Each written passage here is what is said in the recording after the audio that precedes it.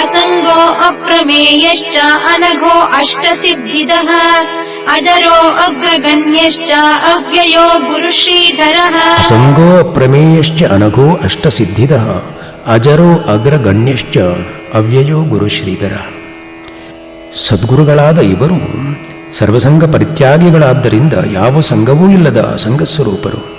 ಪ್ರತ್ಯಕ್ಷ, ಅನುಮಾನ, ಉಪಮಾನ, ಶಬ್ದ ಮುಂತಾದ ಪ್ರಮಾಣಗಳಿಂದ ಇವರನ್ನು ತಿಳಿಲಿಕ್ಕೆ ಸಾಧ್ಯ ಇಲ್ಲ. ಆದ್ದರಿಂದ ಇವರು ಅಪ್ರಮೇಯರು. ದುಃಖ ಪಾಪಗಳಿಲ್ಲದ ಅನಗಸ್ವರೂಪರು.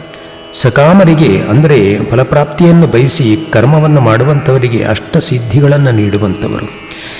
ಜನ್ಮವೇ ಇಲ್ಲದ್ದರಿಂದ ಇವರು ಅಜರು. ಎಲ್ಲರಿಗಿಂತ ಶ್ರೇಷ್ಠರಾದ್ದರಿಂದ ಅಗ್ರಗಣ್ಯರು.